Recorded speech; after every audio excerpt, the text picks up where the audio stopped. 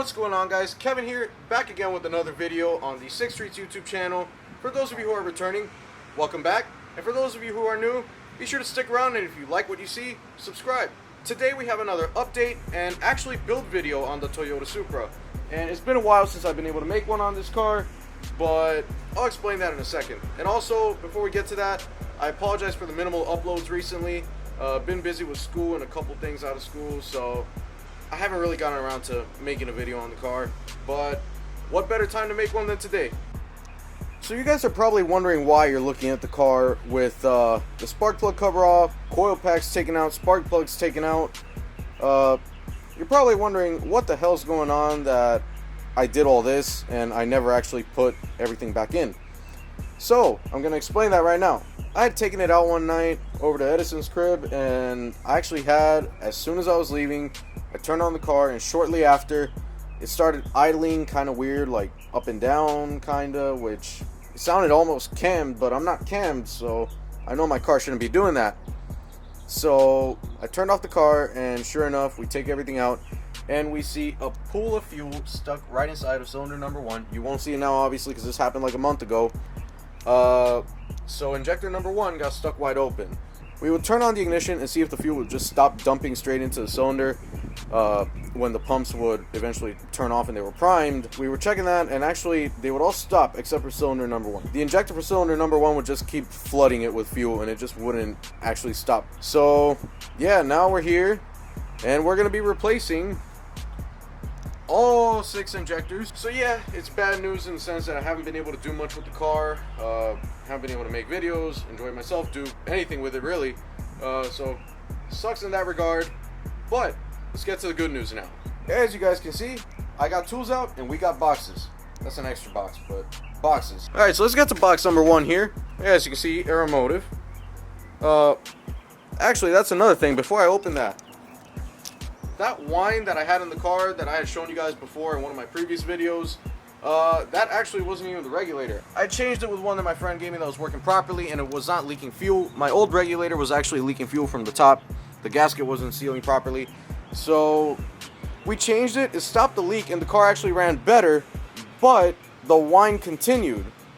So we figured FPR is not the wine, but now that I need a new tune and everything, might as well just change to an authentic Aeromotive and not have to deal with problems relating to FPRs again. So that's that. But let me show you guys what I picked up from them. So this is a Gen 2 A1000 FPR, dash 6 return, dash 6 all around for the inlets too. So this is what's going to be going in the car, is the FPR. And I actually have the gauge coming in today. I don't have the gauge yet as of right now, but it should come like during this video. It should come already. So that's the FPR we're going to be putting in the car, and here are the fuel injectors. My tuner Harry Turbo recommended me these injectors. They are Simon Deca injectors. 220 pounds per hour is the flow rate, and online I've seen them listed as anywhere between 2200 to 2400 cc. Yes, I know that's a lot of fuel actually. I really don't need that much, but these are really good for the long haul. My tuner's tuned them before, so he told me he can get them running right, and hopefully everything works out. As far as the pumps being able to support them, I'm pretty sure they should. I got 2 Walbro 450s in the back, so I shouldn't have any issues. So hopefully everything turns out well with the install. Let's get to what we have to do to be able to install this stuff. So first off, we actually got to take off the entire intake manifold. Well, we start with actually taking off the FPR first, just because, well, it's attached obviously. But yeah, we gotta pretty much take off the FPR. We gotta loosen this intercooler pipe first, take off the manifold itself, and then we have access to the fuel rail.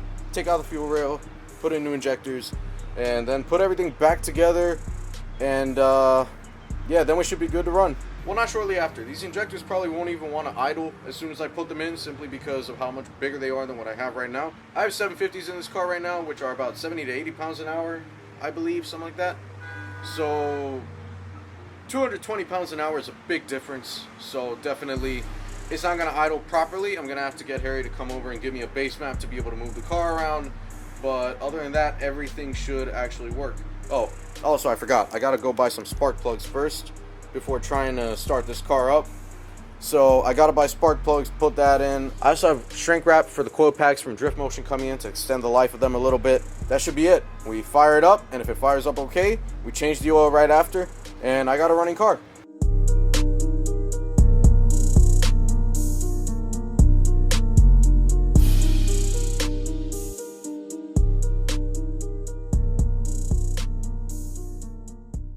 Alright, so we finally got the intercooler pipe off of the intake manifold. Now we just got to do the FPR. But before we do that, I actually just had the gauge for the fuel pressure regulator come in, so let's go check that out. I'll be honest, I don't know why they chose such a big box for a gauge that's about the size of like maybe about that much of the box.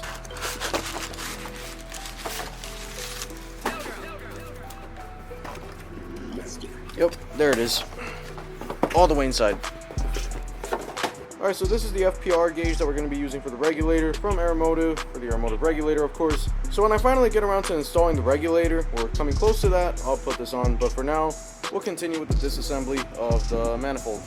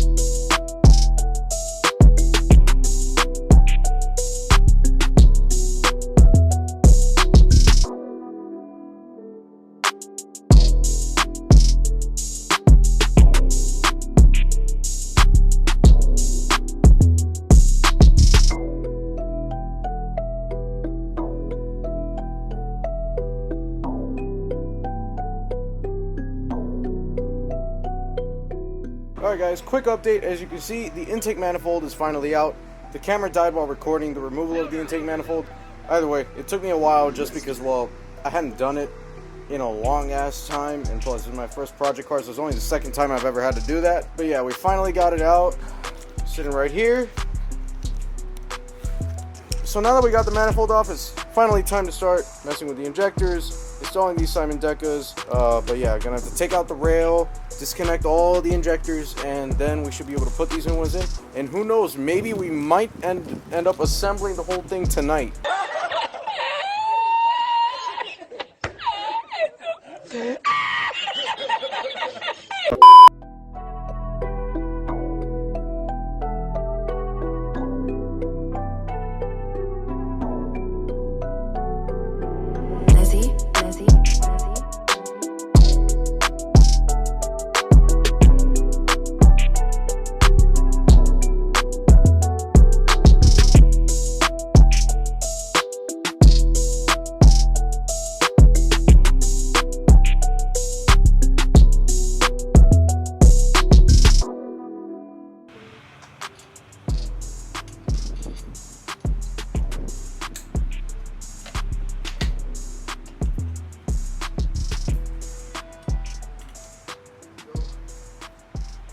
So as you guys can see, we finally have the fuel rail out, got all the injectors. Just got to pull these out, replace them with the Simon Decas that I got down here, and then we should be good to install everything again, and we might be able to hit the street soon, just depending on how soon I can get that base map done. But yeah, let's get to it.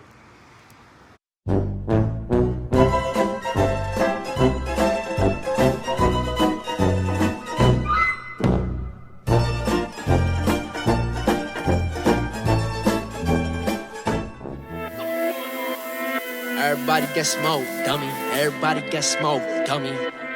Yeah,